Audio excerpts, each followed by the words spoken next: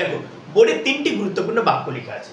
আমি এখন তাকে কি করে বোঝাবো, আমি এখন তাকে কি করে বোঝাবো, ঠিক আছে। আমি এখন তোমাকে কি করে বিশ্বাস করাবো, ঠিক আছে। আমরা কিন্তু বাংলাতে এরকম ধরনের বাক্যগুলো বলে থাকি যে আমি এখন তাকে কি করে বুঝাবো, আমি এখন তোমাকে কি করে বিশ্বাস করাবো, রাইট। ওকে, আমি এখন তাকে কি করে ইমপ্রেস করব, মানে ইমপ্রেস করাবো, ঠিক আছে, অ্যাকচুয়ালি ইমপ্রেস করাবো। তো এই সমস্ত বাক্যগুলিকে তুমি ইংরেজিতে কিভাবে বলবে, যে আমি যে বললাম যে আমি এখন তাকে কি করে বুঝাবো, আমি এখন তাকে কি করে বিশ্বাস করাবো। সো এই বাক্যগুলিকে বলার জন্য আমাদেরকে ব্যবহার করতে হবে how do I make, how do I make ব্যবহার করে এই বাক্যগুলিকে শুরু করতে হবে। ওকে, তো কিভাবে লিখবে বাক্যগুলোকে দেখে নাও। তো প্রথমে কি লেখা আছে, আমি এখন তাকে কি করে বোঝাবো। তো প্রথমে আমরা হাউ ডু আই মেক দিয়ে শুরু করব। হাউ ডু আই মেক, এবার কি বলছে, তাহলে হাউ ডু আই মেক আমি দিয়ে দিলাম, ঠিক আছে।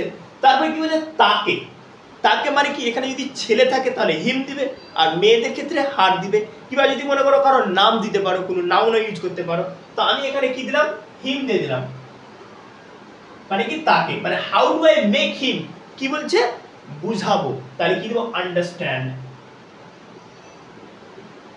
আন্ডারস্ট্যান্ড নাও, হয়ে গেল।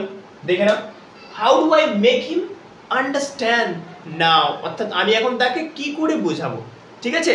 তাহলে হাউ ডু আই মেক দিবে, তারপরে যেটা অবজেক্টটা কারো নামও হতে পারে, এটা আমি বলতে পারি how do I make Sam understand now, অর্থাৎ স্যামকে আমি এখন কি করে বুঝাবো, ঠিক আছে। তো এটা চেঞ্জ হতে পারে, ঠিক আছে, হিমের জায়গাতে হার দিতে পারো, মানে তুমি যাকে বুঝাতে চাও তার কথা ওখানে বলতে হবে, ঠিক আছে। তাহলে how do I make him understand now, অর্থাৎ আমি এখন তাকে কি করে বুঝাবো, ঠিক আছে, এটা হয়ে গেল। এবার কি বলছে, আমি এখন তোমাকে কি করে বিশ্বাস করাবো, আমি এখন তোমাকে কি করে বিশ্বাস করাবো, ঠিক আছে। তো এটাকে আবার ইংলিশে বলবে সেই একই রকম পদ্ধতিতে, যে হাউ ডু আই মেক তোমাকে, তার মানে কি দেবো আমরা, ইউ ব্যবহার করবো, how do I make you believe now, হয়ে গেল। দেখো এটা কিন্তু একটা মানে প্রশ্নবোধক বাক্য হচ্ছে, ঠিক আছে। আমি এখন তোমাকে কি করে বিশ্বাস করাবো, তো এটাকে আমরা ইংরেজিতে বলবো how do I make you believe now, how do I make you believe now, অর্থাৎ আমি এখন তোমাকে কি করে বিশ্বাস করাবো, ঠিক আছে। বাক্যগুলো কিন্তু খুব গুরুত্বপূর্ণ বাক্য, ঠিক আছে। তো আমরা কি দিয়ে শুরু করলাম, হাউ ডু আই মেক দিয়ে, ঠিক আছে।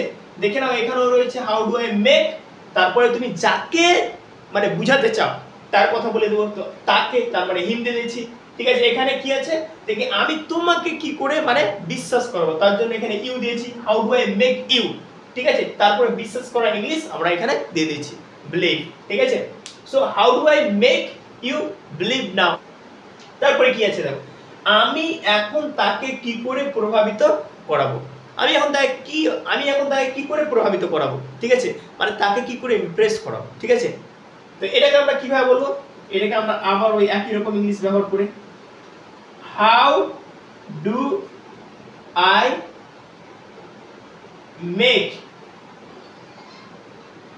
হার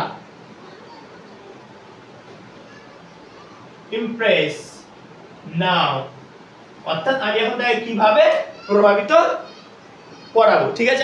আমি তাকে এখন কিভাবে প্রভাবিত করাবো, ঠিক আছে। সো এই স্ট্রাকচারটা ব্যবহার করে তোমরা নিজে থেকে এবার বাক্য তৈরি করতে পারবে। So thanks for watching this video, thank you.